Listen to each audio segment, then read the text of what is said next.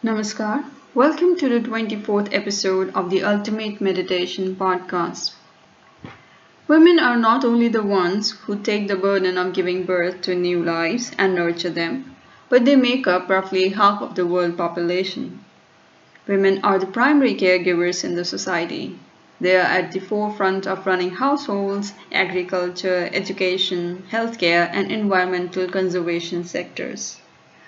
All grassroots level roles are led by women since ancient times, and they have proven to be more responsible and committed to ensuring that their work benefits us all as a family and as a collective community. Because they are aware that keeping community growth at heart is how we can live on Earth sustainably. Individual gains don't last generations. Only when we think of collective good, then we work together as a community towards creating a safer, healthier, educated, and thriving future for one and all. Because what good is being rich when you don't feel safe in the society you are living in, right? However, women are still struggling immensely to secure space in decision-making roles such as governance, finance, science, technology, research, businesses, management, sports and arts, etc., signaling that half the workforce is neglected and heavily underutilized. Neglect of women in society manifests through systemic, economic, social, and physical marginalization, often rooted in patriarchal structures that undervalue women's contributions and rights. This neglect is a global issue, ranging from subtle everyday biases to extreme violence. Most of the medical research are based on the study of male species, leading to inaccurate diagnosis, improper medication dosages, and a 52% higher rate of adverse drug reactions in women. Examples include excluding women from cardiac trials, ignoring hormonal cycles in drug testing, and underfunding research on female-specific conditions like endometriosis. Concerns and consideration of women have been systematically neglected in the medical research samples, thus giving us biased solutions suiting only one half of the population. Car seat belt has been designed for males by males. Testing on female body has been excluded from the test samples.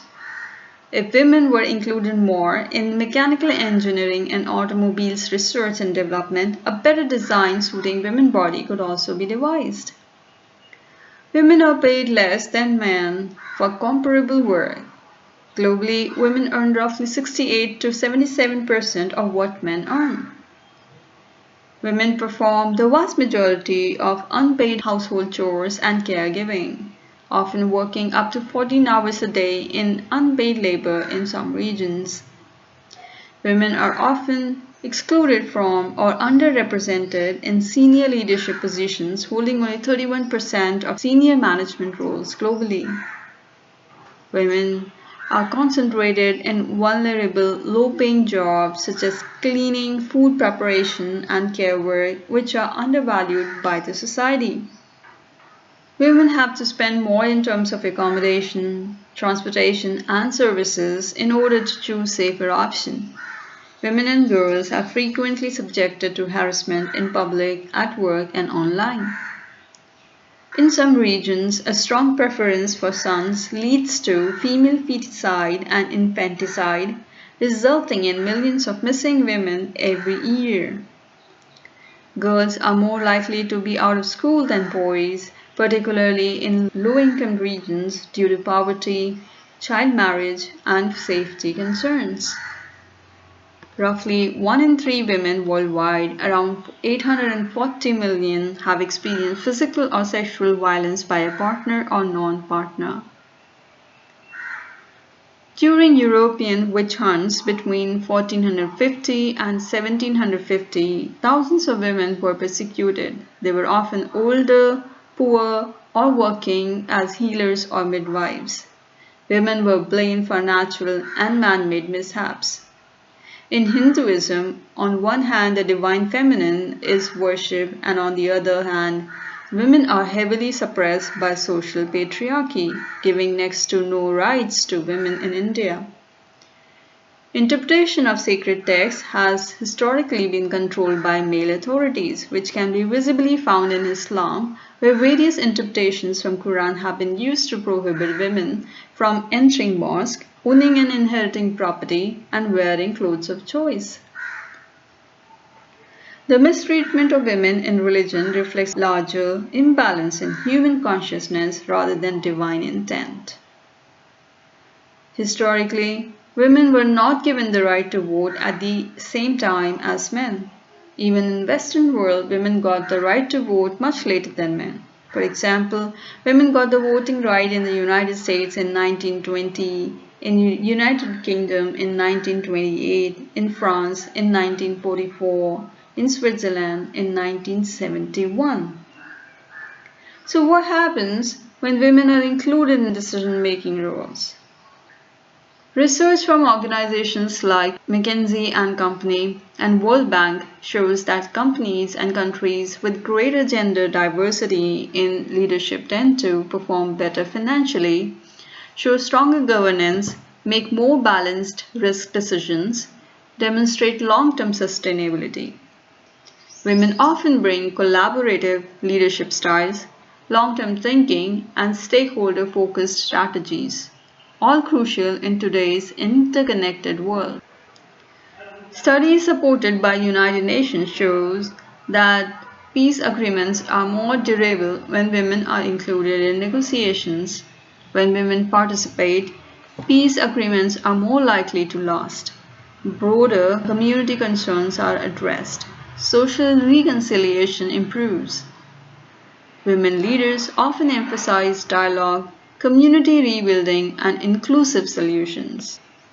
When women influence social and public health policies, education funding increases, child and maternal health improves, social welfare systems strengthen.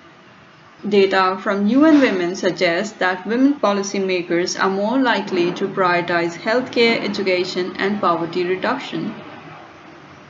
Inclusion of women in decision making is not about replacing men, it's about balancing perspectives. Humanity evolves when power becomes shared rather than centralized, leadership becomes empathetic and accountable, decisions consider long-term planetary well-being. Societies flourish when masculine and feminine energies are balanced. Action with intuition, strength with compassion, logic with empathy. When women rise in leadership, families strengthen, economies grow, peace deepens, innovation accelerates, humanity becomes more whole. Inclusion is not a women's issue, it is a human evolution issue and a shared responsibility. If you wish to see further clarity on any part of this podcast or should you have any feedback, please feel free to write to me in the comment box below. I will be very happy to respond. You can also book a 10-minute one-on-one consultation with me. Booking a longer session is also possible. If you want to do guided meditation with me, then also you may reach out. The information about the form for booking consultation is given in the description box below. For a healthy real-time interaction, I will be running live Q&A sessions on my channel. The date and time for the same will be announced on my channels first. You can also purchase my paintings from my Instagram profile if you would like to support my efforts of empowering your life. The Instagram link is also included in the description box below. I will speak to you next time in another episode. Till then, please take good care. Namaskar.